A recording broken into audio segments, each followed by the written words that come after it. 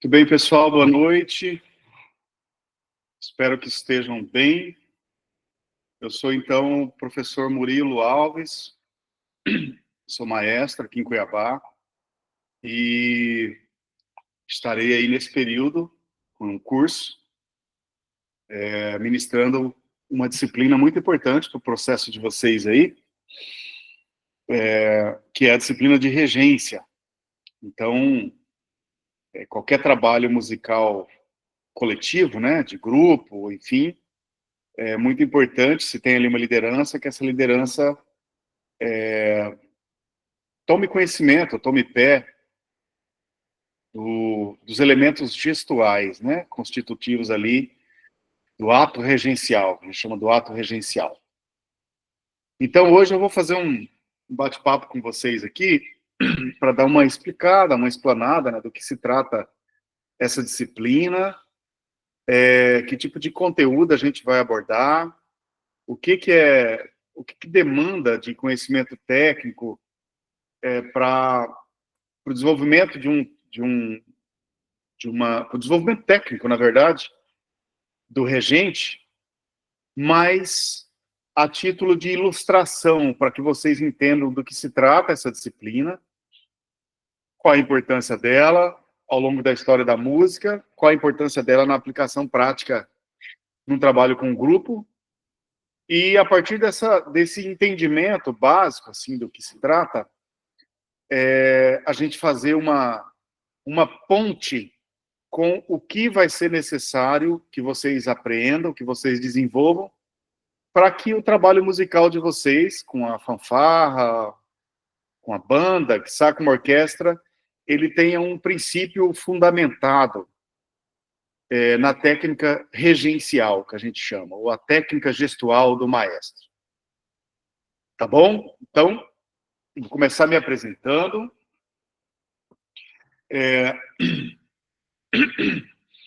O meu trabalho musical ele é todo desenvolvido aqui em Cuiabá, né? Eu dirijo aqui a orquestra do Instituto Ciranda, que é a Orquestra Ciranda Mundo. A minha formação musical é uma licenciatura em Educação Artística com habilitação em Música, concluída lá em 2004, aqui na Universidade Federal de Mato Grosso. Depois eu comecei a estudar regência, né, ali nos festivais de música, Brasil afora, e percebi que eu precisava um pouco mais, pretensão de reger orquestra, de trabalhar com repertório orquestral, e tomando pé ali desse repertório desenvolvido desde o período barroco da história da música, estamos falando de lá de 1700 para cá, Johann Sebastian Bach, Handel, Vivaldi, depois período clássico, Mozart, Haydn, e no período romântico, onde a figura do regente, ou a profissão do regente se estabelece mesmo, um minutinho.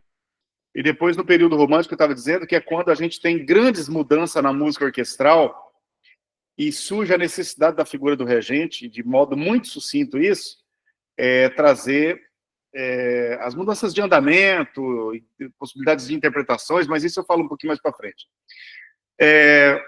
E aí eu senti essa necessidade, voltei para a universidade, fiz um bacharelado em regência, então fiquei lá mais 5 anos de novo, estudando especificamente a regência geral e, sobretudo, a regência orquestral. Bom, daí, atuando como maestro, dirigi aqui em Cuiabá a orquestra do Instituto Ciranda, a orquestra sob o Instituto Ciranda, a orquestra de câmara do Estado de Mato Grosso, a orquestra sinfônica da Universidade Federal de Mato Grosso, a orquestra de câmara da orquestra da Universidade Federal de Mato Grosso, e várias orquestras em festivais que eu tive a oportunidade de participar, em outras cidades brasileiras, no exterior, onde eu fui estudar a regência, e tive a oportunidade de reger essas orquestras também nos concertos, né, ali de final de curso. Depois eu fiz um mestrado em regência de música contemporânea aqui pela Universidade Federal, e eu estou no último ano de um doutorado em sonologia e estudos do som lá na Universidade Estadual de Campinas, a Unicamp. O que foi pensado para esse curso, gente? Como eu disse no início, a ideia é que a gente tenha um panorama do que é a arte da regência e depois a gente faça uma ponte com a aplicação prática disso na realidade de vocês, né? Eu faço uma pergunta para ter uma ideia, assim, o Robson, que é o coordenador pedagógico do curso, ele já deu um panorama, mas para eu ter uma ideia, daqui, alguma pessoa tem a formação acadêmica em música, um curso superior de música em alguma área, numa licenciatura ou algum bacharelado em algum instrumento. Se alguém tiver, só abre o microfone, fala o nome, né, e a cidade que é, para eu ter uma ideia. Ok? Uma outra pergunta. Uma formação não acadêmica, ou seja, estudou num conservatório, estudou na igreja, estudou na escola de música da cidade.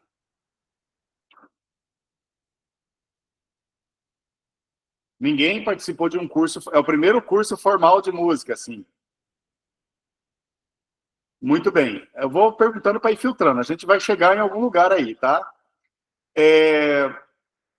Atividades musicais.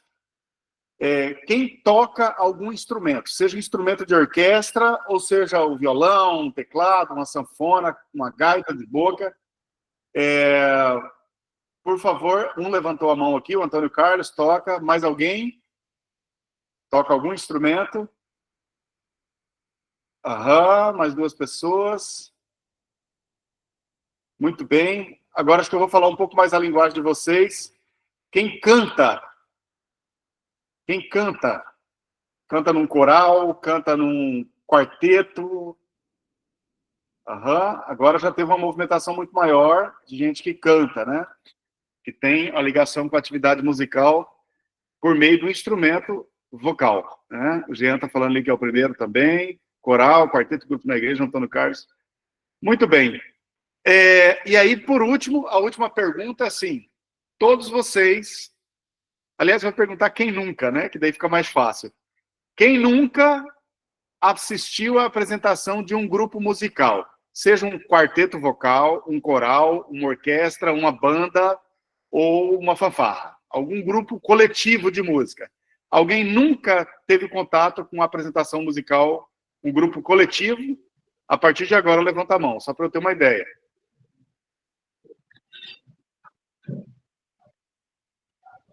Muito bem, né? Tá, acho que o Neurian nunca viu nenhum grupo coletivo, Neurian? Não, nunca vi.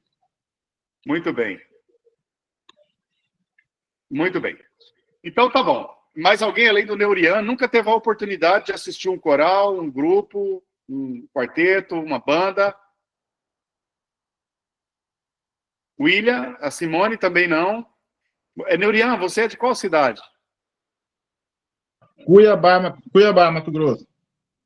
Então tá fácil. A semana que vem, dia 10, tem concerto da orquestra nossa lá no Teatro Zumira Carnavals, tá?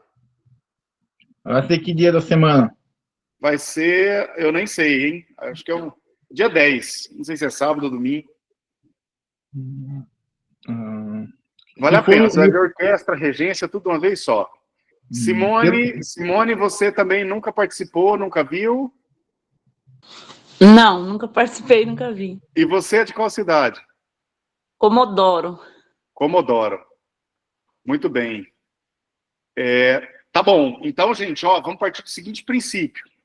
A gente tem no grupo todo todas as pessoas que ainda não tiveram a oportunidade de fazer um curso formal de música.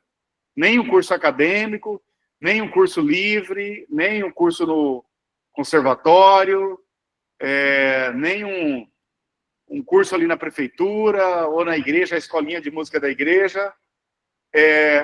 Que bom, eu ficaria preocupado se vocês não estivessem tendo aula disso, mas o professor Gesiel Leonel está dando aula de teoria musical, né? Está dando para dar um panorama, o que é isso que a gente fala. E o professor Alberto, está dando aula da técnica do instrumento, né? Dos instrumentos de percussão. Então, a gente tem aqui a seguinte situação. A gente tem, lá na cidade de vocês, nos grupos de vocês, a maioria de grupos de desbravadores, né? Tem um kit instrumental de 12 ou de 24 instrumentos, e não são instrumentos cirúrgicos, não são instrumentos de construção, são instrumentos musicais. E como são instrumentos musicais, vocês vão ter a oportunidade de alguma maneira, fazer música com esses instrumentos. Vai ter que juntar esses instrumentos e fazer música. E vai fazer isso coletivamente, por isso que é um kit. Tem tambor, tem caixa, tem prato. Esses instrumentos todos são importantes para que esse grupo funcione. É como se fosse uma orquestra, só que só instrumentos de percussão. Então, assim, na orquestra a gente tem instrumentos graves, temos instrumentos médios e instrumentos agudos, né? Instrumento que fala grosso, instrumento que fala médio, instrumento que fala fininho, né? Trocando em miúdos aí. E esses instrumentos organizados, a gente escuta aquelas cores bonitas da orquestra, é como um coral ou um quarteto. Tem voz masculina grave, tem voz masculina aguda, tem voz feminina grave e voz feminina aguda. Baixo, ou barítono, tenor, soprano e contralto, às vezes no mezzo soprano. Se vocês observar um quarteto de cordas formado por violino, 2 violinos, uma viola e um violoncelo, a gente vai ter o primeiro violino, uma voz feminina aguda, o segundo violino, uma voz feminina grave, o violoncelo, a viola, uma voz feminina grave, e o violoncelo, uma voz masculina grave nesse caso. Se vai para um quinteto, eu vou ter violino 1 e 2, como se fosse soprano e mezzo-soprano, a viola um contralto, o violoncelo uma voz masculina aguda, como se fosse um tenor, e o contrabaixo uma voz masculina grave. Isso, um quarteto de metais, um quarteto de madeira, sempre vai ter vozes agudas, médias e graves, como as vozes humanas. Então, os instrumentos, eles imitam a voz humana. Então, de início, se vocês olharem para a fanfarra de vocês vão ver que tem instrumentos grandes, tambores grandes, que são sons graves, são sons mais grossos, né? Falando a linguagem comum. Tem instrumentos, aquele surdo, que eles são graves também, mas não tão grave quanto o bumbo. E nem tão agudo quanto a caixa. Depois a gente tem a caixa, e depois a gente ainda tem o tarol e os pratos, que são instrumentos mais agudos. Então, se a gente pensar, mesmo na percussão, a gente vai ter pum, pum, pum, grave aqui, pum, pum, pum, médio, vai ter instrumento mais agudo, tac, tac, tac, tac, compreende? Tum, tum, tum, tap, tum, tap, tap, mesmo sendo só instrumento de percussão, que não canta uma melodia, mas vai ter a mesma ideia do que a gente tem um baixo. Pum, pum, pum. Um soprano lá em cima. Pum, pum, pum. Um tenor. Pum, pum, pum. Um contralto. Pum, pum, pum, pum, pum. A gente vai ter essas vozes, as vozes masculinas. Pum, pum, pum. A outra. Pum, pum, pum. E uns agudos, soprano. Pum, pum, pum. Pi, pi, pi. Compreende? Então, esse conjunto de vozes caminhando ali, a gente escuta como se fosse um acorde do piano, né? A nota mais grave, uma média, uma aguda, ou do violão, o bordão do violão, a terça, a quinta, enfim, essas coisas. Na percussão também a gente vai ter isso. Isso quer dizer que dá para fazer melodia? Com esses instrumentos que vocês receberam, não, mas no futuro, quando tiver um instrumento de teclado, uma lira, um metalofone, dá para ter melodia. Mas mesmo agora, a gente vai ter lugares nessa escada de som diferente para cada instrumento. Então, talvez eu tenha o bumbo fazendo uma marcação. Pum, pum, pum, pum. É um chão. Pum, pum, pum. O bumbo e o surdo. O bumbo marcando. Pum. O surdo. Pum, pum, pum, pum, pum, pum. E talvez eu tenha a caixa lá em cima. Taca, taca, taca, taca, taca, taca, taca, taca, taca, taca, e o prato. Tum. Então, se a gente pegar como se fosse uma escadinha de som, eu tenho grave, tenho médio e agudo. É esse material que vocês vão precisar trabalhar. Agora, trazendo para cá, onde que vai entrar a necessidade de aprender um pouquinho de regência, que é o que eu pretendo trazer para vocês aqui. Eu vou explicar de onde surgiu essa figura do regente ou do maestro, né? A gente chama no Brasil de maestro ou de regente, tanto faz. Reger é o ato de conduzir. Por isso que em inglês o nome do maestro é conductor, é o que conduz, né? Então, assim, em espanhol ele chama de diretor musical, né? Ele vai dirigir a orquestra. Então, tem a ver com dirigir, tem a ver com reger, tem a ver, sobretudo, com estar à frente do grupo e ter condições de liderar esse grupo, não só por meio da fala ou de um apito, esse apito é hora de tocar, esse apito é hora de parar. Não, tem como fazer tudo isso gestualmente. E vai ficar plasticamente, o desenho vai ficar mais bonito, mais interessante. Tá?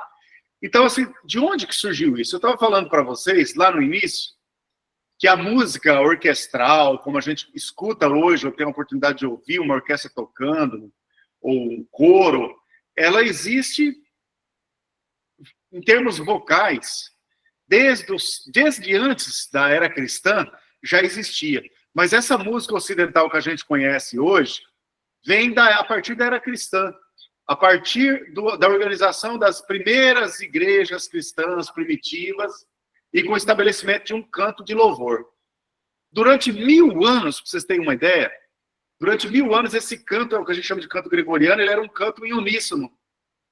Demorou 1000 anos para poder terem a possibilidade de colocar uma segunda voz. Quem canta em coro, quem canta em quarteto, sabe o que eu estou dizendo. Uma segunda voz. Existia só uma voz, durante 1000 anos. Até o ano 1000 da era cristã, uma voz.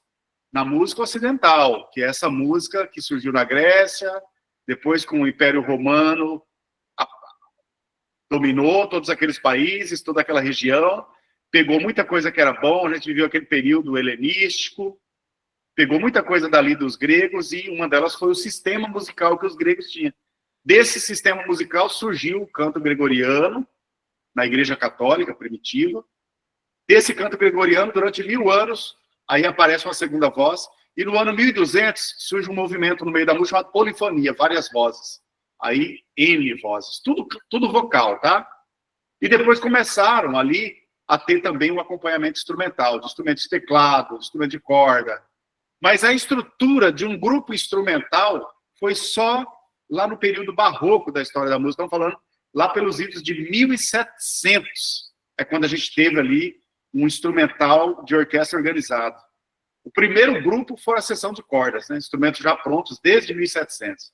Depois, período clássico da história da música, olha só, a gente já está no século XVIII, no período clássico da história da música, é que surgem instrumentos que talvez vocês conheçam, como o clarinete, por exemplo. Ou, o mais comum, o piano, que a gente conhece, ele só foi inventado nos idos de 1800, já de 1700, século XVIII. Antes existia teclado? Existia.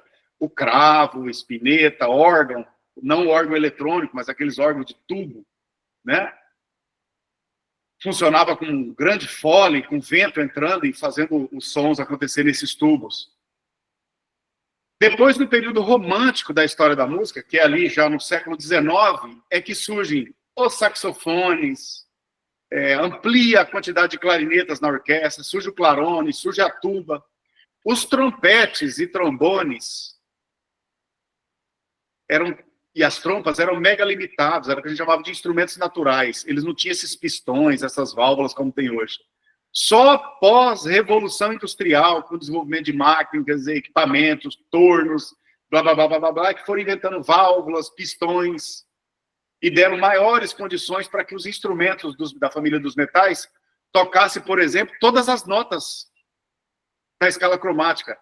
Vamos supor que a gente tem daqui, do primeiro degrau até o oitavo, essas 12 notas. Os instrumentos, antes desse desenvolvimento, tocavam algumas notas, pedais.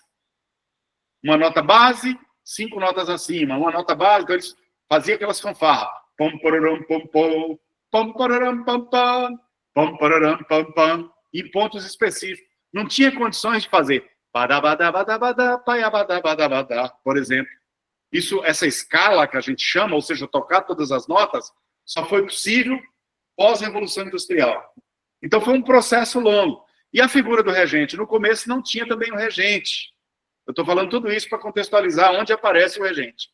No começo, o chefe ali dos instrumentistas, então se tinha um grupo de cordas, o violinista era quem dava a entrada para o músico.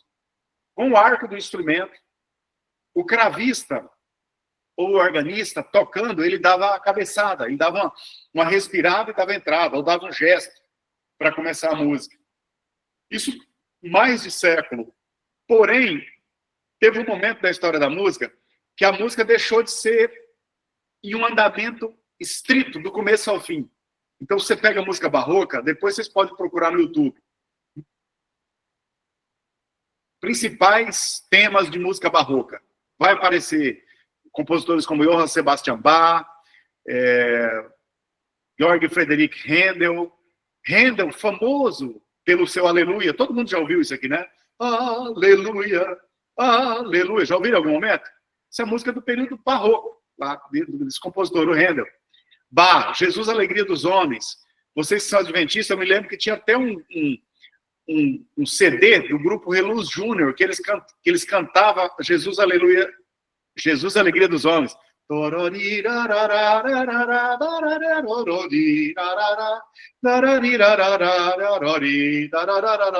Isso, ó, muito tempo atrás. Música barroca, lá de 1700 alguma coisa. Esses compositores já eram compositores protestantes, inclusive. Eles faziam parte da igreja luterana, já da reforma protestante. Bach, sobretudo. Antônio Vivaldi. Já ouvimos isso até na propaganda de macarrão.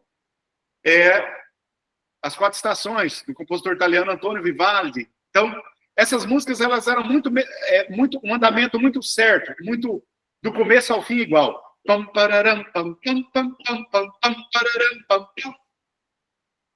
Então, se alguém dava um início, todo mundo ia até o fim. Seja uma música rápida ou lenta, ela tinha uma precisão métrica, uma precisão de tempo, de se manter no clique, de se manter, ela é feita para isso.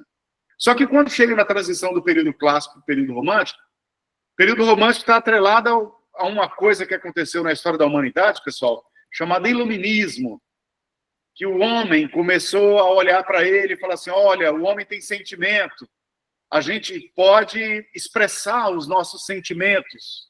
Então, no período romântico da história da música, começa a ter música que, por exemplo, ralenta. A música vem assim, ó.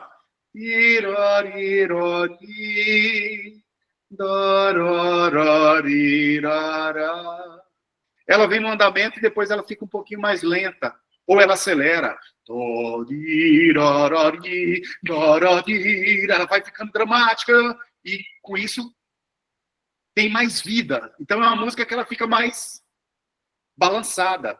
Ela tem dinâmicas de decrescer aos poucos e crescer aos poucos. A música do período barroco, geralmente, esse forte piano era contrastante. Eu tenho aqui uma coisa piano, de repente tem forte. Depois... Ou, às vezes, nas frases, na manutenção da frase. Mas não tinha essa ideia de sair de um ponto e ir crescendo, começar a música.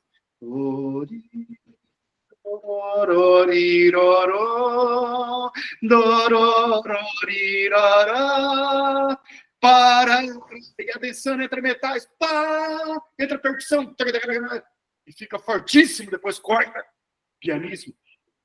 Isso não existia antes. Só que quando passa a existir, tem a necessidade de ter alguém guiando a orquestra nessas interpretações. Então, no período romântico, o homem, o ser humano, de modo geral, começa a pensar na possibilidade de expressar as emoções. Se vocês irem para a literatura, vocês vão ver que na literatura é onde surgem livros. Se alguém quiser ler, tem um livro chamado Os Sofrimentos do Jovem Werther, que entra aquela coisa romântica do sofrimento, da dor, da paixão, que passou de manhã e viu a amada na janela e acabou ali. O livro inteiro é falando aquela coisa platônica, idealizada, enfim. Mas não tem a ver só com esse romance, não, esse romance de amor, não. Tem a ver com uma mudança de pensamento, de dar margem à sensibilidade, de dar margem às possibilidades de interpretação, de botar sentimento na execução de uma obra, na escritura de um livro, na forma de cantar, na forma de tocar, enfim. Lembrando que nesse período a gente já tinha a música cristã acontecendo há 1800 anos. Né? Então já tinha muita coisa. A Reforma Protestante já tinha 300 anos. Então já tinha essas igrejas cristãs evangélicas mais tradicionais, já existia, com os seus cânticos, inclusive. É por isso que você pega, às vezes, uma harpa, um hinário, e você vê lá um hino de Martim Lutero, Castelo Forte. Nossa, olha de onde veio Castelo Forte. Aí você pega aquele tema da Finlândia, dos Sibelius. Pararari, tararari, tarará. Muitas músicas que são pedacinhos da música desses grandes compositores da história da música. Bom, panorama muito rápido assim, do que aconteceu, e até hoje essa música continua se desenvolvendo. Teve um momento específico que a ideia de uma percussão veio para a orquestra. E foi no período romântico. Antes disso não existia? Existia. Desde a música renascentista, a música medieval. Às vezes você está vendo um filme e entra uma cena medieval, estão tocando tambores, umas flautas. Os gregos, lá na Antiguidade Clássica, 400 anos antes de Cristo, já tinha lá tocando os bárbitos, os aulos, as liras, instrumento de corda, instrumento de percussão, instrumento de sopro. Já existia. Existia poesia, existia métrica, enfim, um monte de coisa. Mas isso veio de maneira muito tímida. Então, no período barroco, onde a gente tem as primeiras formações orquestrais, tinha lá um tambor, uma caixa. Quando chega no período romântico, período clássico, também no período romântico, é 1800 alguma coisa, aí é que a gente tem... Alguém falou alaúdes, os alaúdes todos, eles vieram de uma região chamada Pérsia, né? Então, depois se encontra na música ocidental. Mas aí, pensando lá nos gregos, é um pouco antes. Os instrumentos de corda, salvo engano, se chamava bárbitos. Depois, esses mundos se encontram, né? O mundo persa com esse mundo grego, e aí tem esse encontro de instrumentos. A gente já é fruto de tudo isso que aconteceu, né? Mas, no período romântico da história da música, os compositores olham para as bandas turcas e acham interessante a seção de percussão das bandas turcas, qual seja bumbo, surdo, caixa, prato, alguns outros instrumentos. E eles incorporam para a orquestra. Então, se vocês olhar numa orquestra sinfônica, não de Beethoven, que ainda é mais restrito, tímpano, caixa, que é acolá, mas se você pegar uma orquestra, um compositor moderno, Mahler, um compositor como Tchaikovsky, um compositor como Shostakovich, depois eu posso deixar alguma coisa para vocês ouvirem, vocês vão ver que aí já tem bumbo, geralmente o bumbo sinfônico, que é aquele grandão, né, grande caixa que a gente fala.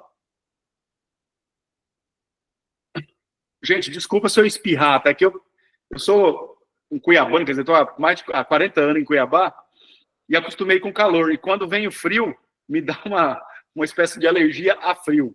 E eu fico espirrando muito. Mas é o seguinte, e aí esses compositores trazem para a orquestra uma sessão de percussão. Quando chega no século XX da história da música, veja bem, século XX da história da música, tem um compositor chamado Edgar Varese, que ele escreve uma peça só para percussão. Aí ele causa uma comoção gigantesca, porque ele ousou fazer uma peça escrita só para percussão. Então, no século XX, é o século que a percussão ganha força. Ela sai lá do fundo da orquestra e amplia como família, entra uma série de outros instrumentos de percussão. E depois, ela começa a ganhar obras específicas escritas para percussão. E aí abriu as portas do mundo musical percussivo. E aí muitos compositores escreveram. Então, a música mais moderna tem muita coisa escrita para percussão. Eu vou depois colocar alguns links antes de fechar aqui para vocês terem essa. Eu mando para o Robson, ele encaminha para vocês alguns links de peças só para percussão. E depois tem as formações musicais. A gente falou aqui de orquestra, mas não existe só orquestra. Existem bandas de música e essas bandas são várias configurações. Existem também as fanfarras e vários tipos de fanfarras, inclusive. Mas dentro do contexto, saindo da orquestra sinfônica, que é aquele grupo que tem uma família de cordas composta por violino, 1, 2, viola, violoncelo e contrabaixo. Depois madeiras, com flauta, oboé, clarineta, fagote, clarone, etc, etc. Depois metais com 4 trompas, 4 trompetes, 4 trombones, tuba, e depois uma seção gigante de percussão, que é a orquestra sinfônica ou filarmônica. Saindo disso, a gente tem grupos como só orquestra de cordas, é uma coisa. a gente tem as bandas musicais. As bandas musicais têm percussão, metais. Quais são os metais? Trompa, trompete, trombone, tuba, eufônio, sousafone, esses instrumentos todos. E tem também madeiras. Quais madeiras? Flauta, oboé, clarineta, fagote, saxofone. E aí você deve estar pensando, nossa, mas saxofone não é de madeira, ele é todo de metal. Flauta também, de fato. Mas eles são considerados família das madeiras. Por quê? Porque as primeiras flautas construídas pelo homem eram em madeira. E aí, de lá para cá, tudo quanto é instrumento que tem esse dedilhado aqui, ó. Pam, pam, pam, pam, pam, pam, pam, pam. Pam, pam, pam, pam, pam, pam, pam, pam. Ou seja, você pega o tubo e fecha, ou o cilindro, e fecha ele inteiro. Logo, você está usando o corpo inteiro. E aí você vai abrindo, ou seja, diminuindo o tamanho desse corpo, fazendo o som do grave para o agudo. Todos os instrumentos que têm esse mecanismo pertencem à família das madeiras. Tá legal? Então não é errado falar que a flauta é das madeiras, que o saxofone é das madeiras. Não tem problema, tá? Muito bem. E depois tem as bandas marciais. Vocês vão ver bandas que só tem metais e percussão, que são aquelas bandas compostas por tuba, trompete, trombone, trompa, eufônio, bombardino, sousafone, essas coisas. São os instrumentos da família dos metais, são aqueles que têm bocal, tá, gente? Todos os que têm bocal, ou seja, acho que eu tenho um bocal aqui para mostrar para vocês. Deixa eu só ver se eu encontro ele aqui rapidinho. Não está fácil aqui, mas depois na próxima aula, eu posso trazer alguns elementos desse. Todos os que têm bocal, que é uma espécie de copinho de metal que você coloca a boca e sopra, família dos metais. As madeiras já tem outras complexidades, né? Tem instrumento de boquilha com palheta, outro só a palheta, palheta simples, palheta dupla. Isso, em algum momento, eu posso trazer para vocês também. Mas as bandas marciais, então, é composta pela família dos metais e percussão. As bandas musicais, metais, madeiras e percussão. E depois tem as bandas só de percussão. Bandas mesmo, com todos os instrumentos de pele, membranofones, com metalofones, com instrumentos de melódicos, né? As liras, os xilofones, essas coisas todas. E que funcionam como se fosse uma orquestra de percussão, ou uma banda de percussão. E depois a gente tem as fanfarras. E aí as fanfarras são formadas por esse instrumental que vocês têm. E tem fanfarras que, além desse instrumental, tem os instrumentos de teclado para fazer as melodias, porque o que vocês têm é só ritmo. Então tem algumas fanfarras que têm os instrumentos para fazer a melodia, e tem umas que têm instrumento de sopro, como era antigamente. Cornetões, né, tubas, mas sem pistos, ou apenas com um pisto, para tocar algumas notas. A ideia é que seja mais fácil de montar um grupo, que o instrumento tem algumas limitações, então ele toca uma quantidade menor de nota, fica mais fácil para o músico poder tocar, para musicalizar, enfim. Mas voltando para cá, para o instrumento que vocês têm, a gente tem duas categorias de instrumento na fanfarra de vocês. Um chama-se membranofones, são os instrumentos de pele. O bumbo, o surdo, a caixa e o tarol. Membranofone. E a gente tem um idiofone, que é o prato. Membranofones são instrumentos de pele. Eu toco aqui nessa pele, que é uma pele de ataque, no fundo tem uma outra pele, que é a pele de resposta, e esse encontro de vibrações aí que eu vou ter projeção desse som. E idiofones são instrumentos que o som está nele próprio. Por exemplo, o prato, você bateu nele, ele vai dar um som. O triângulo também, bateu nele, ele próprio vai vibrar, ele é um metal que vai vibrar e vai produzir um som. Então, instrumentos assim, a gente chama de idiofones. Instrumento de pele, tem uma pele aqui, outra pele aqui, bate nessa no ataque, ela vibra e mexe com a outra, que responde, chama pele resposta, a gente chama de membranofones. Então, vocês vão trabalhar nessas fanfarras com instrumentos da família dos membranofones e idiofones, tá? Muito bem. Feito esse preâmbulo todo, vamos voltar lá à figura do regente. Então, no período romântico da história da música, lá por 1800, é que a figura do regente começou a ser necessária pelos caminhos que a música tomou. Imagina vocês que a gente começa a ter obras orquestrais com 50 minutos, 1h30 de duração. Obras que entra um coral, tem obras que a orquestra está no palco, tem uma banda fora do palco, off-stage, que a gente fala, tocando lá, e seguindo a regência do maestro. Tem um coro, às vezes, 100 pessoas para atacar junto. Tem uma orquestra de 80, 100 pessoas, 120 pessoas para atacar junto. Então, enquanto era uma formação orquestral menor, até o período clássico da história da música, além de menor, era uma música que não tinha muitos ralentandos. O que é ralentando? Falei para vocês, ficar lento. Era uma música que não tinha muitos crescendos e decrescendos. É a música ficar forte, depois ficar fraca. Então ela era mais estável. O grupo musical era menor e a música era mais estável. Então, um violinista, um pianista, alguém ali poderia dar a indicação de começo, começou e ia até o final.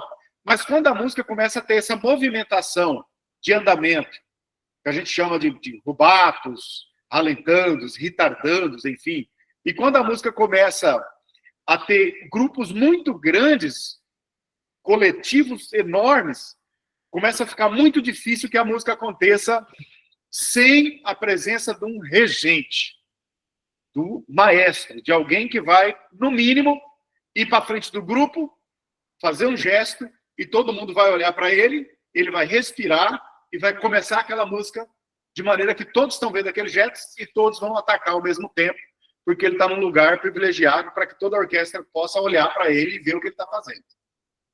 Que quando ele está regendo, deixa eu afastar um pouquinho, quando ele está regendo, e está regendo muito forte, e de repente ele faz esse gesto, a orquestra diminui o som.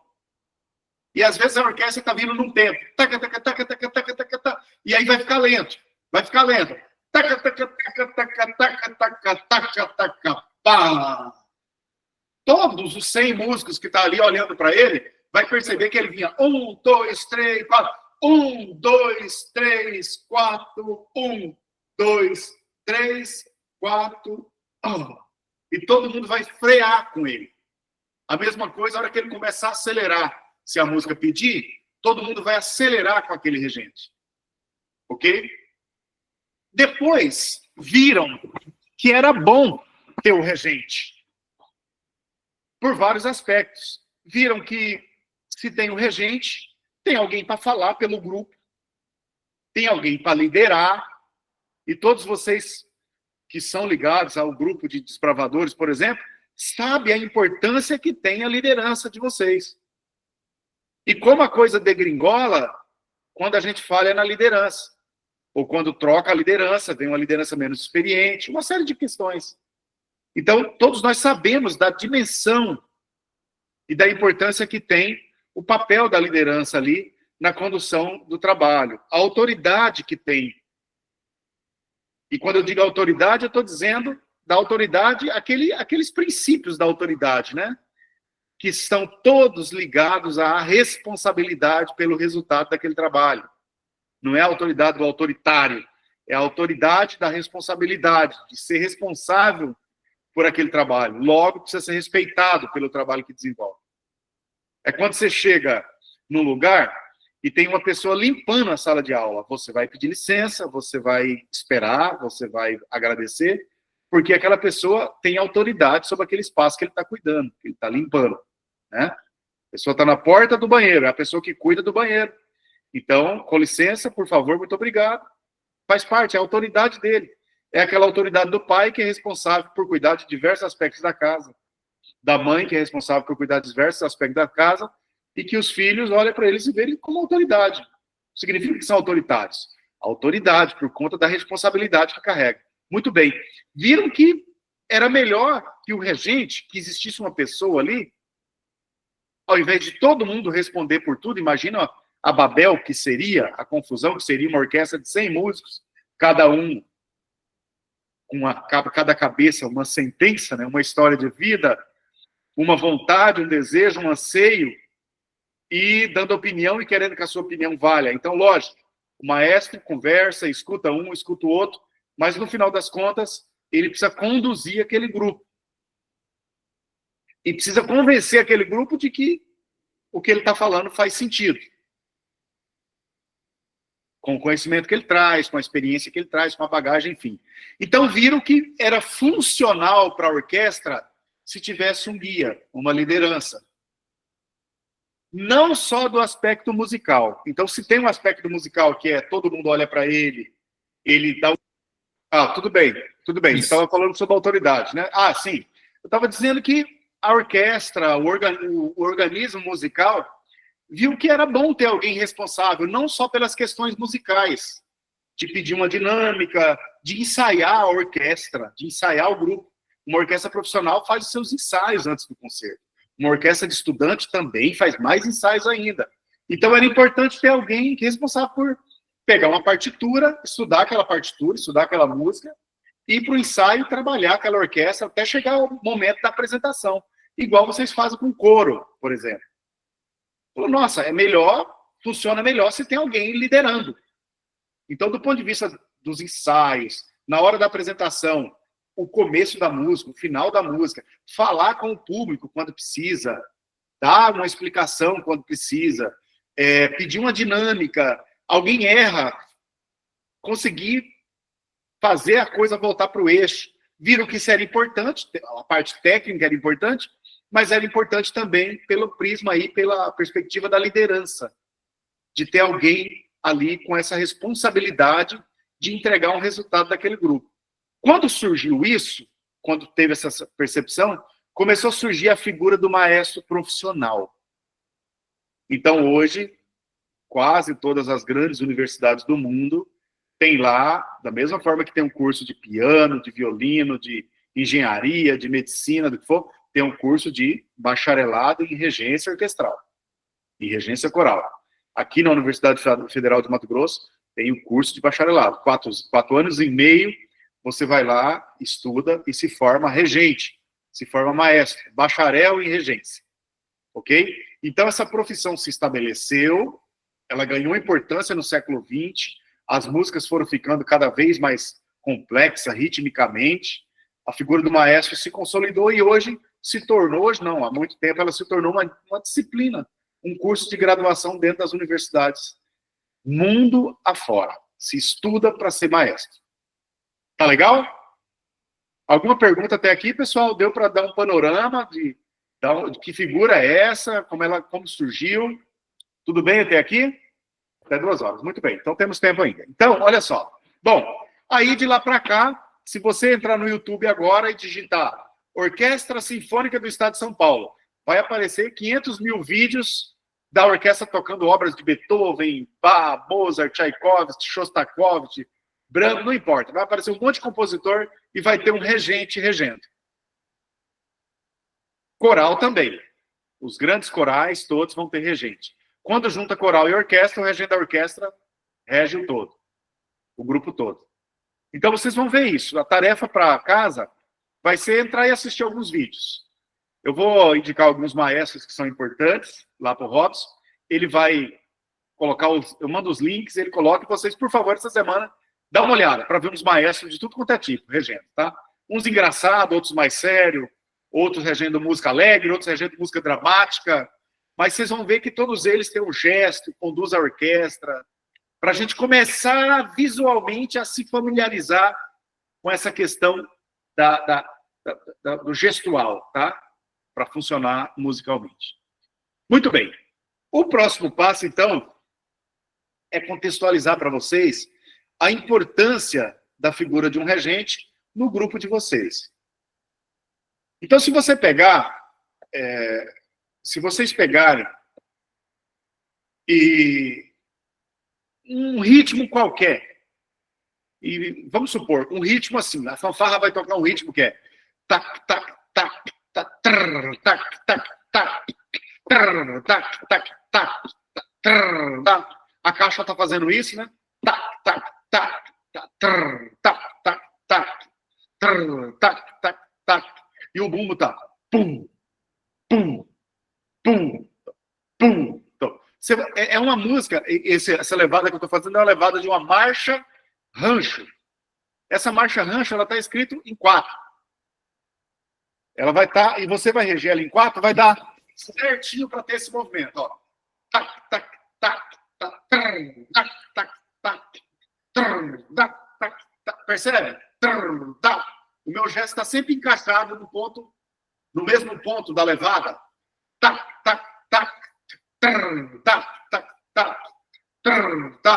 Eu estou marcando. Por que encaixou? Encaixou porque eu estou regendo a métrica que aquela música foi escrita.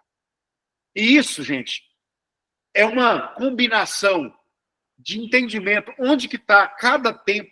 Primeiro, em que forma de compasso é escrita aquela música. E na teoria musical, se não viram, vão ver o que é compasso. E depois, como que está sendo combinado o acento tônico daquela fórmula de compasso que metrifica aquele pulso com o acento tônico da frase musical. Dá um exemplo de um hino bem conhecido. Alguém aí? Um hino que eu conheço, assim. Eu acho que o mais conhecido seria nas igrejas evangélicas, né? Principalmente na Assembleia, o 15. Foi na cruz, onde um dia eu vi. Todo mundo conhece. Esse é antigo, de quando eu era criança, isso aí. Você vai ter um pulso aqui, ó.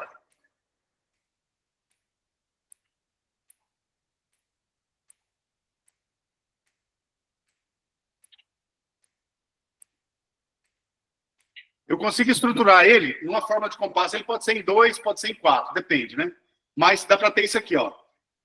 Tarará, tarará, tarará, tarará. Se a gente pensar ele em 4, vocês vão ver que tem uma combinação da frase, o acento... Vocês lembram de sílaba tônica lá da escola? Vocês vão ver que tem uma combinação, a gente chama isso de prosódia, do que é forte na frase, no texto, com o que é forte no compasso. Então, foi na cruz, que um dia eu vi meus pecados em Jesus. Compreende? Se for em 2, ele dá para estruturar em 2, dá para tocar ele marchando com a fanfarra. 1, 2, 1. Ele nunca vai entrar no tempo 1, senão vai cruzar. Ele vai entrar no 2. 1. Tá, tá, tá, tá, tá, tá, tá, tá, tá. O acento tônico do texto está sempre coincidindo no tempo forte. Um compasso de 2 tempos, um binário, ele vai ser, ó, 1, 2, 1. É como se o bumbo marcasse. Pum, tá, pum, tá, pum. Então vai ser. Tum, tá, tá, tá, tá, tá, tá, de novo. Tá, tá, tão, 2 e 1, 2 e 1, 2 e 1. Agora, por que ele encaixa em 4? Porque no compasso de 4 tempos, o terceiro tempo ele é meio forte. O primeiro é forte, fraco. Meio forte, fraco. 1, 2, 3, 4. 1, tá, tá, tá, tá, tá, tá, tá, tá. Dá também. Compreende? Então, a relação que vocês vão ir fazendo muito devagar, muito tranquilo, é assim, olha, eu estou escutando, ao invés de eu decorar o toque de fanfarra, tá, tá, tá, tá, tagadagadá, tá, tá, tá. Não, vamos pensar o compasso e como é que esse toque está distribuído dentro do compasso. Porque daí vai ficar fácil de encaixar alguma coisa que queira cantar, um instrumento de sopro que queira tocar uma melodia ali, tudo vai ficar mais fácil. Agora, se tem um encontro entre o que é forte de um canto, de uma melodia, e o que é forte da métrica do compasso, o gesto diz isso também. O gesto vai mostrar onde é fraco, onde é forte em cada compasso. Estou falando da primeira coisa da utilização gestual na música, na regência, que é marcar os tempos do compasso. Então, se vocês já viram alguma coisa sobre compasso, vocês viram que o compasso vem de uma coisa chamada pulso, que é o contínuo. O que é um pulso? É isso aqui, ó. Eu posso ter um pulso lento, muito lento, ó. E posso ter pulso rápido. Tem música que é assim, ó. Já viram isso? Vocês estão na rua, passa um carro com o som ligado. O famoso bate-estaca, né? Às vezes você tá em casa, você bota um louvor ou escuta uma música no rádio, que ela é lenta. Tum, tum, tum, tum, tum, tum. E vai fazendo aquela levada lenta, um andamento lento.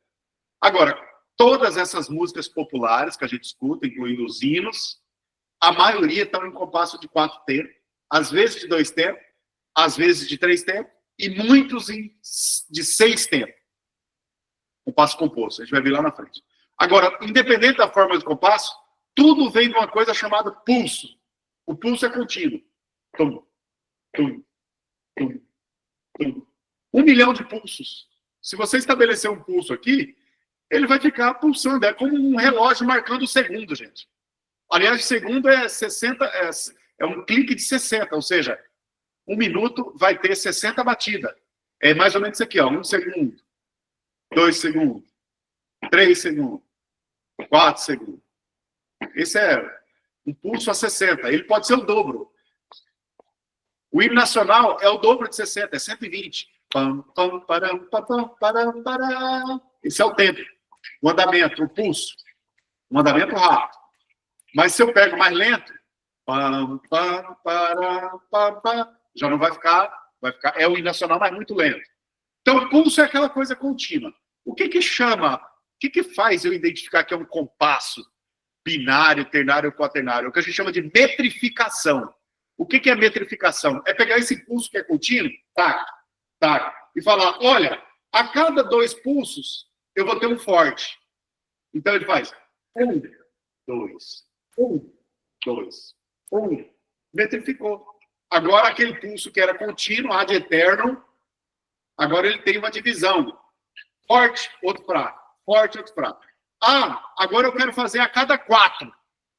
Ele vai ter 1, 2, 3, 4. 1, 2, 3, 4. 1, etc. Ah, agora eu quero a cada 3 pulsos. 1, 2, 3. 1, 2, 3. Uma valsa.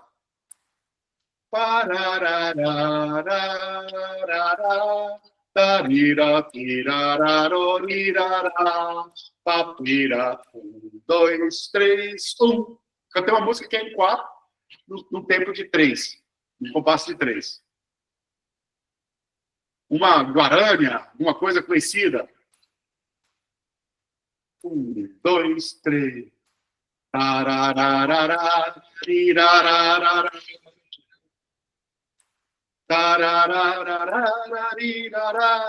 Em 3. Um hino em 3.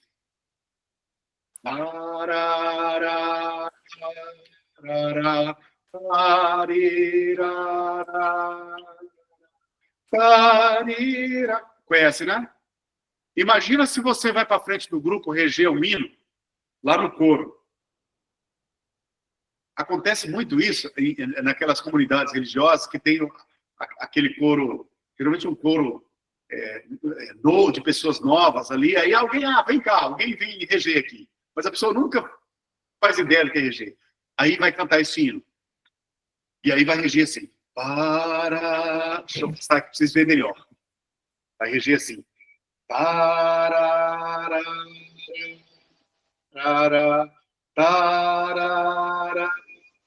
Tá dentro do tempo? Tá. Mas ele só está marcando o pulso. É como se não tivesse metrificação. E o compositor criou pulso forte e fraco. Utilizou um compasso X para ter pulso forte e fraco. É a métrica que a gente fala. Então vai ficar muito melhor se ele fizer assim, ó.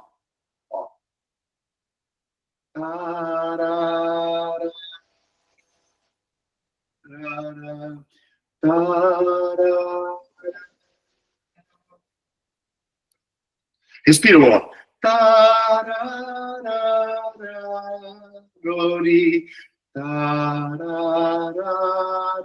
Alguém consegue dizer compassos de quanto tempo eu estou regendo? Cada ciclo vai ser um compasso. A hora que eu repetir o tempo, já é o segundo compasso. A hora que eu repetir o movimento, já é o segundo compasso. Ó. Vou fazer bem pequenininho aqui. Ó. 1.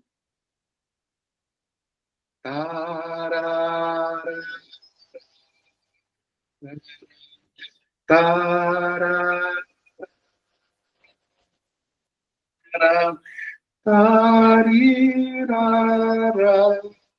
rara, parará.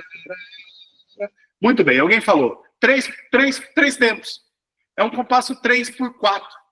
Depois vocês vão aprender na teoria por que é 3/4. Desculpa pelo áudio. Tudo bem? Então, ó. 1, 2, 3. 1, 2, 3. É a fórmula de compasso das guaranias, das valsas, que mais? Dos chamamés, de diversos hinos, tem um monte de ritmo, de música, de tudo quanto é parte do mundo, que é escrita em 3. Tem música que é escrita em 4. A grande maioria é escrita em 4. Ó, deixa eu lembrar um aqui, do inário de vocês. Tararara, tararara, tararari, tarará. Compreende? Eu respirei, ó. 1, 2 e 3, 4 e 1 e 2 e 3, 4. 1, 2 e 3, 4 e 1. Respirou? Percebe como encaixa certinho? E o tempo 1 num compasso de 4 tempos é sempre aqui, ó. 1, 2, 3, 4. 1. E agora olha o acento tônico do texto.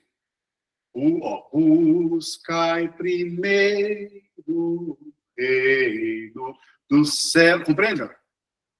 Eu me lembro a letra.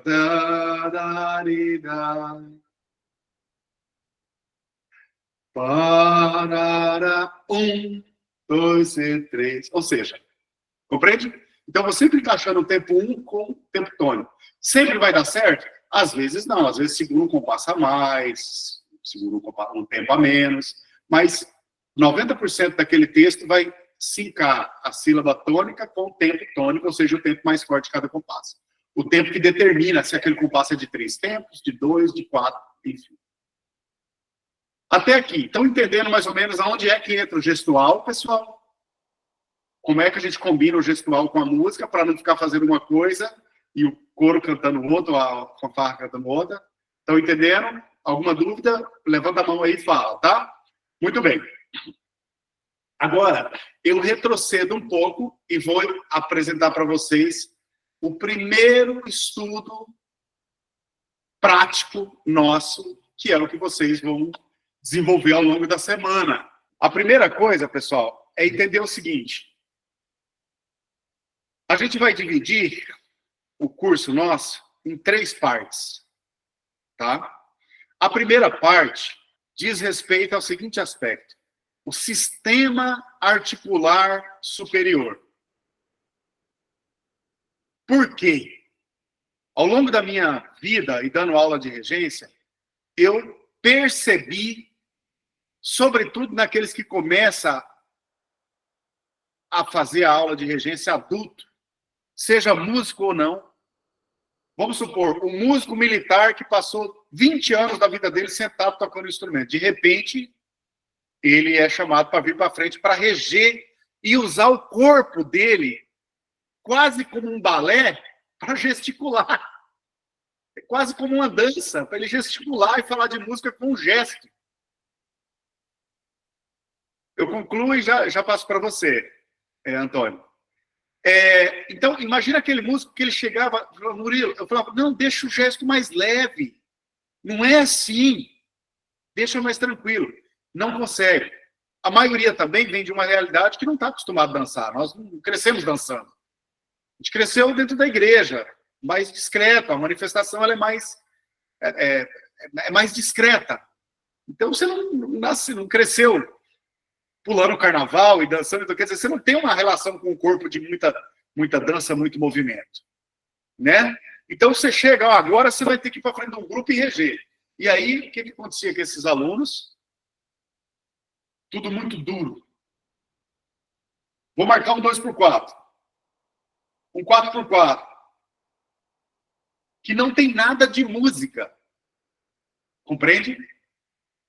E aí eu percebi que para solucionar esse problema eu precisava pegar um pouco antes. Antônio, fica à vontade para falar. Nessa parte que você falou a respeito, né, do corpo, representar, né, o corpo na frente, na regência, a minha primeira experiência foi em 2005, eu estava com 12 anos, e cantava no coral da igreja, né, na Assembleia, e também participava da banda. Tinha uma banda marcial, né, que foi um projeto que... E o maestro era um sargento do Exército, o irmão Miguel, e a minha primeira vez aconteceu exatamente isso aí, um corpo duro, e tive que passar, né, por um processo, né, nos ensaios, que ele estava dando oportunidade para os integrantes, né, esse foi na banda. Eu regi a banda e também regi o coral, como ele era o regente, né, dos dois grupos, ele passou para a gente, né, a oportunidade de aprender a regência. E foi lá que eu tive o primeiro contato, né, assim, aprender a regência. E de lá para cá, hoje, como instrutor da fanfarra aqui em Primavera,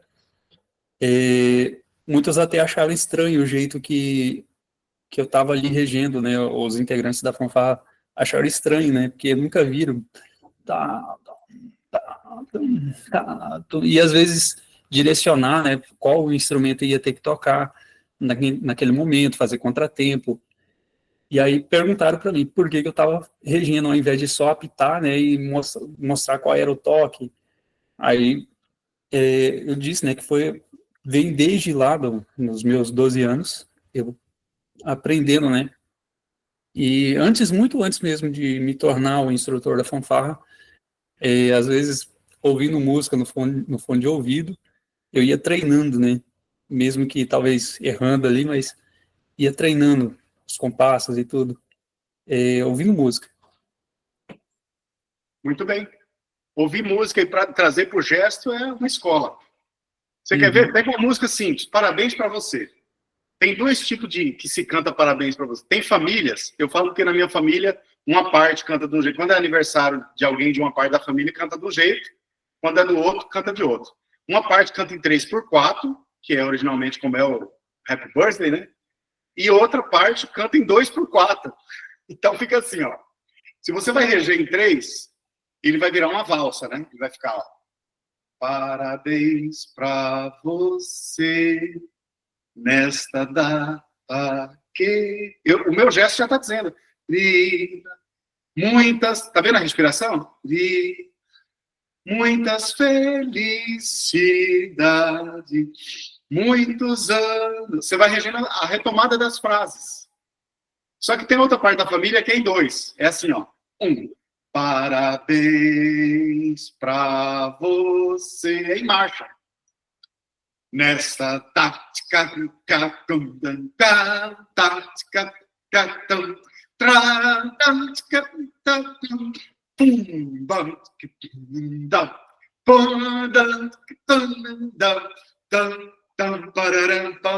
é o que tocaria a fanfarra de vocês.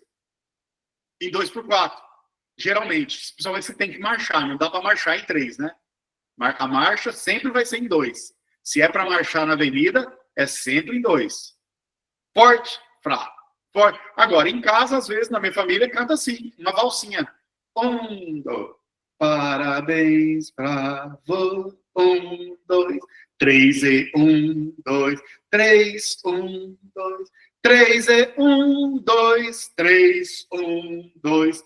3, 1, 2, 3, 1. Já o outro, 1.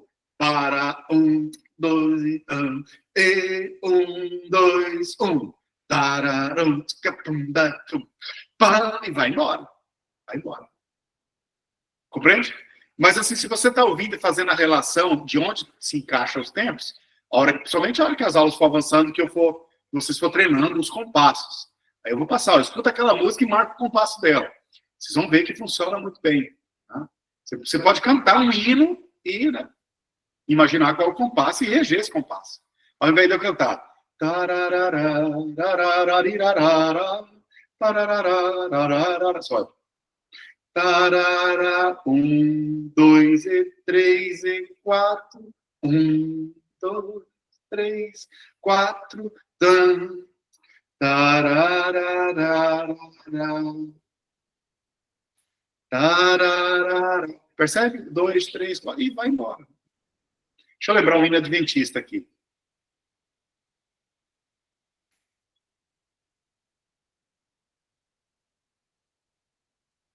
Ah, lembrei. 3, 4. Tararara. 1. Tararara. Tararara. Tararara. Acho que é mais ou menos assim a introdução. Tararara. Aí.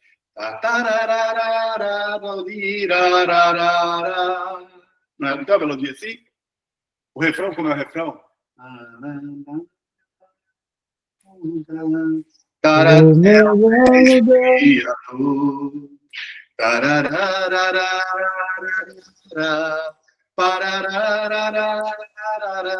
Não tem? Essa melodia?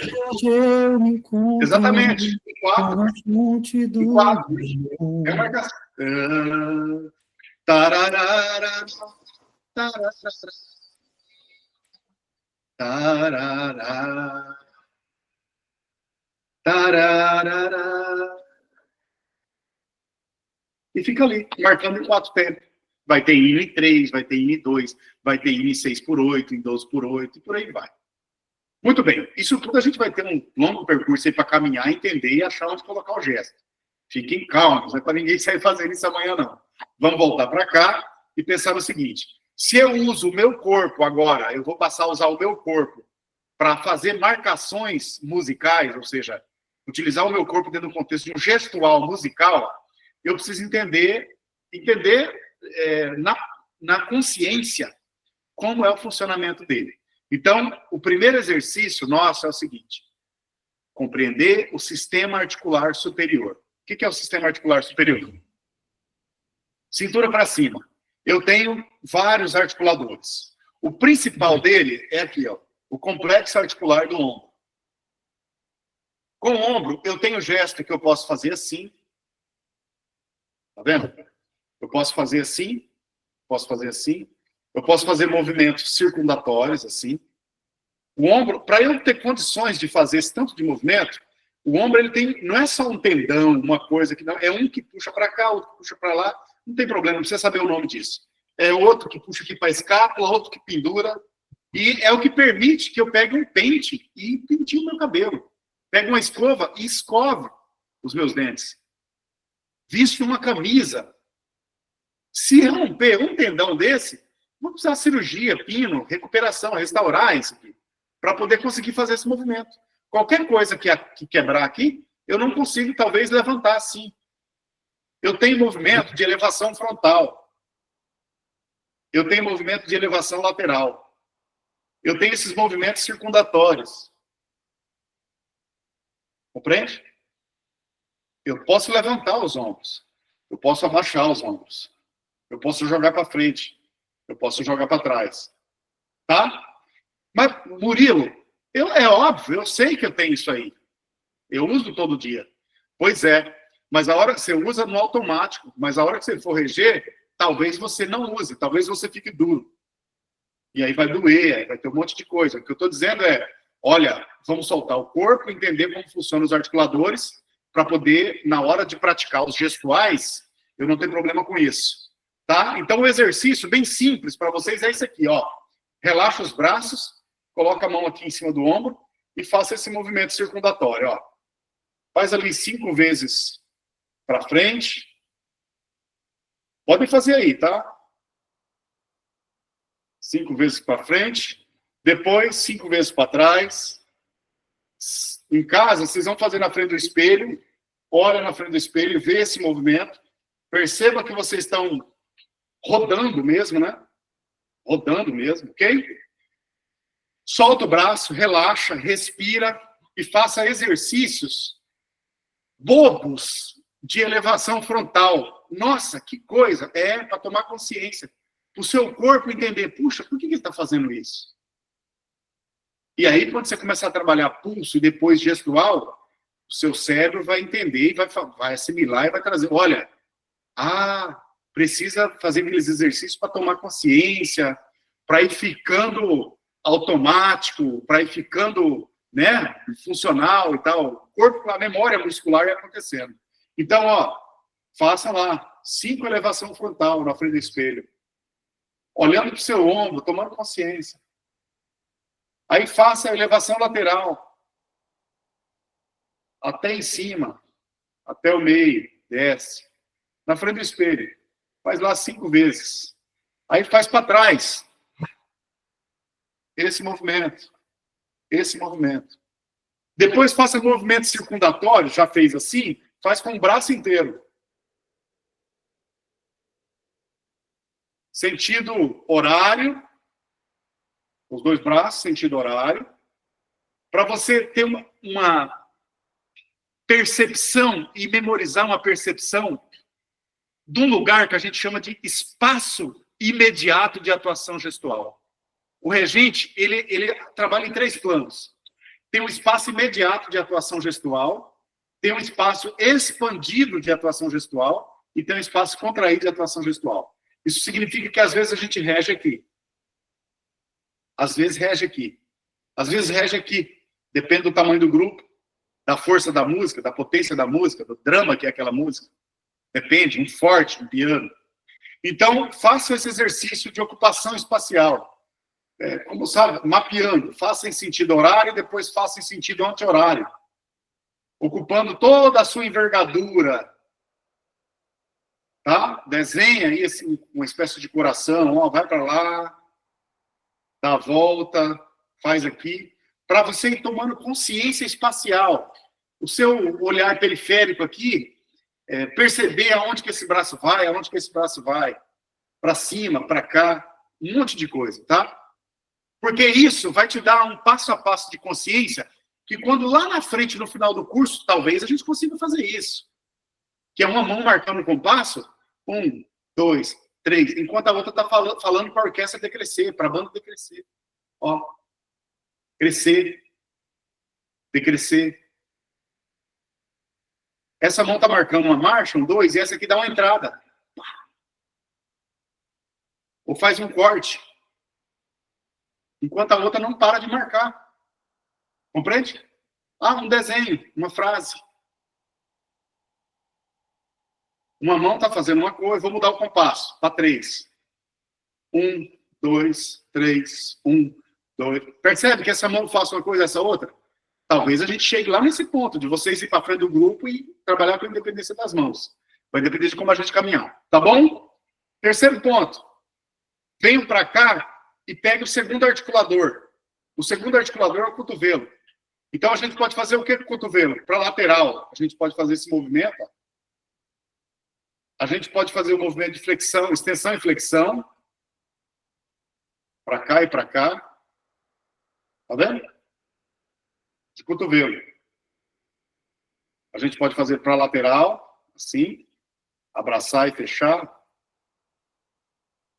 Tudo isso vai dando consciência do uso do meu cotovelo para depois eu trabalhar dentro do gestual e entender que, bom, eu posso usar aquilo ali. Depois vem aqui porque a gente chama de rotação radioulnar, não precisa se preocupar com o tempo. Só perceba que a gente consegue fazer pronação e supinação aqui no braço, ó. Percebe? Eu posso fazer movimentos assim. Talvez eu precise reger alguma coisa que eu faça esse movimento. Talvez eu precise lá na frente de um gesto que trabalhe com essa possibilidade. Que acontece só porque eu tenho um ossinho torto aqui, chamado una, que encaixa bem aqui e permite fazer isso. Olha, a perfeição, né? Eu consigo apertar um parafuso por conta desse ossinho torto aqui que encaixa e que dá uma travada aqui e joga para cá. Se quebrar aqui, eu já fico... Então, tem as peças nossas aí que são muito bem feitas e muito colocadas, e às vezes a gente nem para pensar. Pronação e supinação aqui. Depois faça o mesmo movimento circundatório de ombro, faça no pulso. Isso aqui já serve para alongar, tá? Faça lá 5 para fora, 5 para dentro. Murilo, quanto tempo eu vou gastar com isso? 5 minutos. 5 minutos? Sim, 5 minutos. Ah, então quer dizer que eu tenho que estudar? Sim, todo dia. E se eu não estudar, o que acontece? Não desenvolve. Vai começar com 5 minutos para entendimento do complexo articular, memorizar as movimentações articulares, as possibilidades. Eu vou mandar vários vídeos para o Robson lá encaminhar para vocês. Vocês vão memorizar, tá? Vão fazer isso na frente do espelho 5 minutos.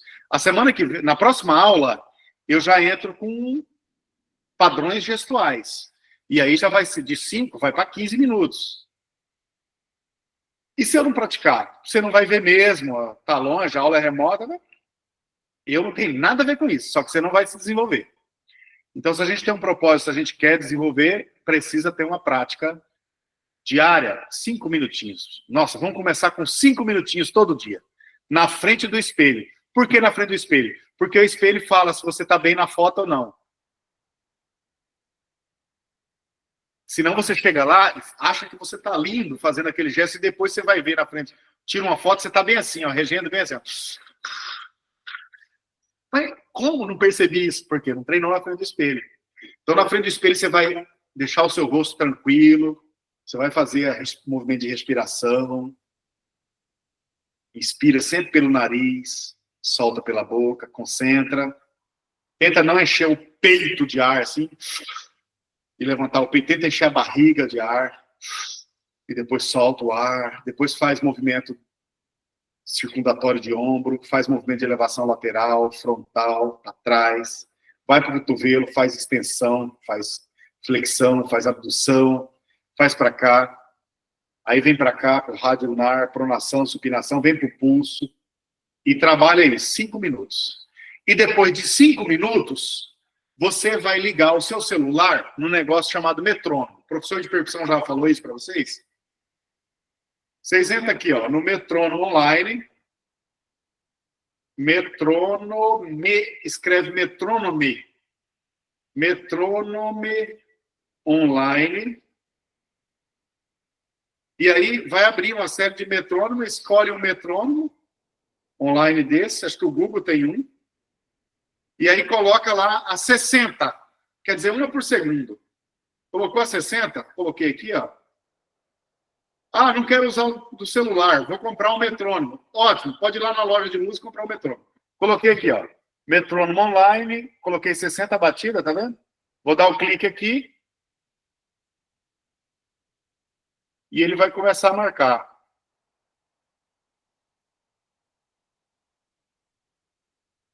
Cadê? Volume.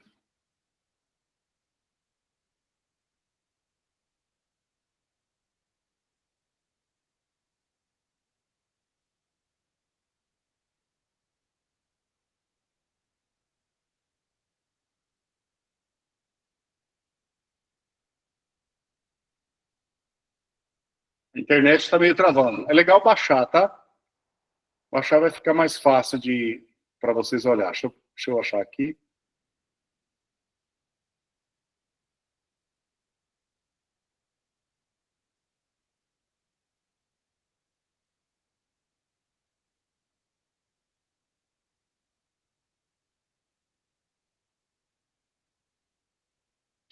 Eu acho que ele não vai vazar o áudio aí para vocês. Mas olha lá, a marcação tá lá, ó. 2, 3, 4. 1, 2, 3, 4. Estão vendo aí? Então você vai colocar o metrônomo, ele vai estar marcando isso. Marcando o tempo, ok? E aí vocês vão fazer um exercício, primeiro exercício gestual de regência. Marcando o compasso? Não, marcando o pulso. Coloca o metrônomo lá marcando a 60. Tá, tá, tá, tá. E aí vocês vão marcar pulso. O que é marcar pulso? É ficar no mesmo lugar fazendo isso aqui com as duas mãos, ó. Não é marcar compasso, é só marcar o tempo. Assim, ó. 1, 1, 1, 1, 1, 1 e vai embora. Deixa eu ver se eu consigo botar aqui para vocês para fazer com o tempo. Mas é isso, a marcação vai estar lá. Eu vou fazer com a boca aqui. A marcação vai estar lá, ó. Seu metrônomo. Isso é o seu metrônomo, tá? Enquanto isso, você vai estar marcando o pulso. Com as duas mãos, você vai marcar o pulso. Vai ficar assim, ó.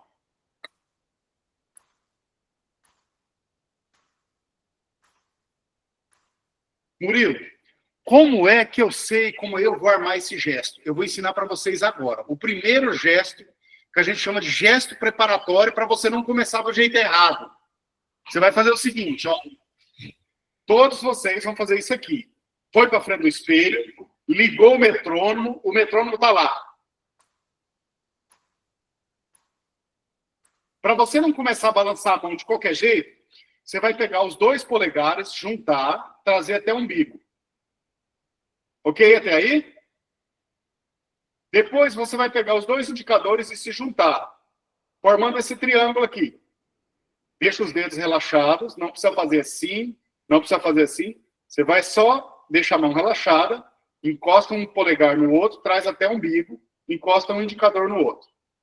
Tudo bem? O que você vai fazer agora? Levar para frente. Levou para frente. Que distância? Essa aqui, ó. Nem assim e nem assim. Assim, a gente corre o risco de reger igual um tiranossauro rex. Um franguinho sem asa regendo. Assim, a gente corre o risco de reger como se tivesse com o braço engessado. Então, você vai fazer isso aqui. Polegar com polegar. Traz até aqui, ou polegar com polegar, indicador com indicador, traz até o umbigo. Levanta a mão, deixa ela reta aqui. Olha que postura. Joga para frente, mais ou menos essa distância. Voltou. Fez isso aqui, você abre. Abre o gesto até onde? Até a lateral do corpo, ó. Abriu, abriu, abriu, abriu, abriu, chegou na lateral do corpo. Não passem disso. Se sua mão ficar assim, tá ruim. Ah, quer dizer que nunca vou reger assim? Não, você rege assim. Eu mesmo tem vários momentos que eu rejo aqui, rejo assim, abro o braço, mas é na hora da performance, na hora da apresentação. Enquanto exercício, você tem que ter um lugar de exercício, uma delimitação de um espaço de prática. E aí eu estou dizendo que na hora que você formar o seu gesto, polegar com polegar, indicador, traz até o umbigo, para frente, não muito, só o suficiente para o cotovelo ficar no rumo do corpo. Abre até onde? Até a lateral do corpo. Está perfeito esse gesto. Aí o metrônomo está ligado. Você vai começar a marcar. A batida é onde você dá o que a gente chama de ictus. O battery. A batida é onde a gente marca o tempo todas as vezes. Por que isso é importante? É como se eu tivesse uma mesa aqui. Imagina uma orquestra de 100 músicos. Se cada vez que eu começo, eu marco o tempo num lugar, eles nunca vão saber a hora de atacar. Uma hora aqui, outra hora aqui, outra aqui. Eu defino uma mesa e eu vou dar o clique ali. Então, eu vou fazer isso aqui, ó. Tá. Todo mundo vai entrar quando minha mão bater aqui. Imagina vocês olhando para mim e vocês vão ter que atacar com a nota Dó. E aí eu faço o levare, que é essa preparação. Eu faço o levare, ó. Levare. Vocês vão entrar aqui? Dó. Aqui? Dó. Aqui? Dó. Não. Qual é a referência de onde eu vou entrar? Aonde eu dou o battery. Então, minha mão, antes de subir, ela faz isso aqui, ó. Tum! Subiu. Você vai esperar, esperar, esperar até ela chegar aqui, ó. Tum! É a hora do ataque. Com isso, a orquestra inteira vai esperar e vai fazer aqui, ó. Pum! Juntos. Vão entrar juntos. Porque eu dei essa referência para eles. Então, voltando aqui ao nosso modelo, polegar com polegar, indicador com indicador, trago até o umbigo, abro um pouquinho, jogo para frente. Agora eu liguei o metrônomo, tá lá. Então, na altura do umbigo é onde é a minha batida, o meu battery. Eu vou fazer aí, ó.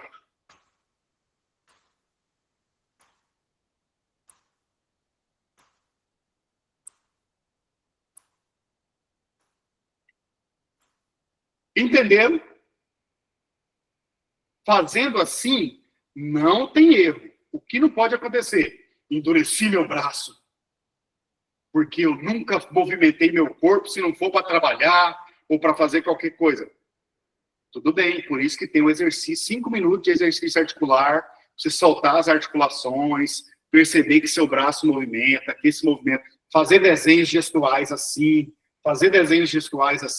é quase um balé, você vai ficar fazendo desenho com o braço. Aí seu corpo vai acostumando com a movimentação de braço. Agora, eu posso muito bem fazer esse gesto, trazer aqui, trazer para o umbigo, abrir, levar para frente e no umbigo. A batida no umbigo. O metrônomo está lá, ó. No umbigo, ó. É para marcar compasso? Não. Só o pulso do metrônomo, ó.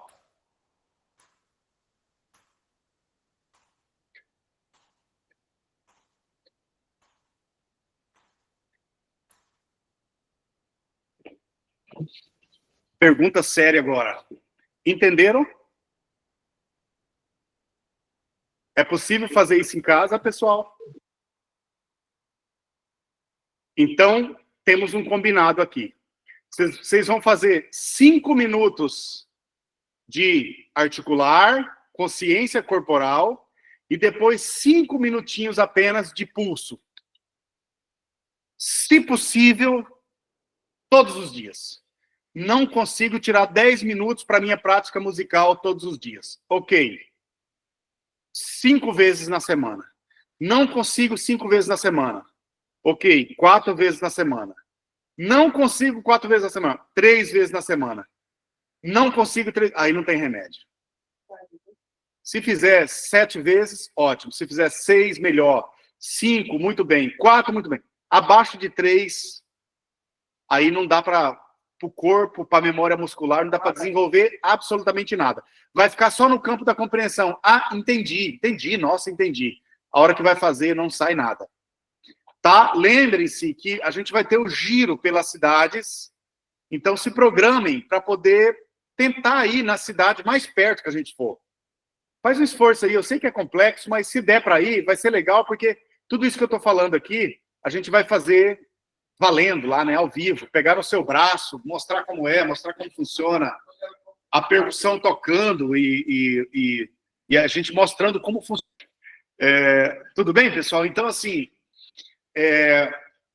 hoje, recapitulando o que nós falamos hoje, para a aula que vem eu entrego o plano de curso inteiro, para vocês verem o que vocês vão estudar, tá? Mas é o seguinte, hoje, um breve histórico resumidaço, assim, da história da regência, por que a regência surgiu, a figura do regente, quando é que se tornou a figura do regente profissional, as formações possíveis para se tornar um regente, a importância da liderança e a importância de um conhecimento corporal gestual para aplicar esse gestual em música. Teoria. Do ponto de vista prático. Complexo articular, sistema articular do superior, ombro, pescoço, cabeça, faça aquelas movimentações circulares de pescoço, ombro, cotovelo, pulso, para ganhar consciência corporal. Talvez você é uma pessoa que nunca olhou para o seu corpo e imaginou dançando. Chegou a oportunidade. Não estou falando para ninguém dançar, não precisa dançar. Mas você agora vai ter que olhar para o seu corpo e ver que, olha, aquilo que eu escovo de maneira automática, agora eu posso parar e pensar que, para eu escovar o dente, eu tenho que mobilizar um músculo para levantar o braço, botar no ângulo correto, fazer esse movimento. Graças a Deus por isso. Se não tivesse essa possibilidade, meu amigo, e quem não tem essa possibilidade, sofre muito. Né? A gente sabe disso. Então, ganhar consciência do sistema articular superior. Movimento para lá, para cá, abraça, por cima, por baixo, roda, né? Cotovelo, flexão, extensão, pronação, supinação. Todos os movimentos. Eu vou enviar alguns vídeos para vocês tomar consciência disso e ver em 3D o músculo funcionando. Ok? Depois, vocês vão fazer aquele gesto que eu expliquei para vocês, polegar com polegar, indicador, trazer até o umbigo, jogar um pouquinho para frente, abrir, ligar o metrônomo a 60 e só deixar a mão cair até a altura do umbigo e levantar. Só isso.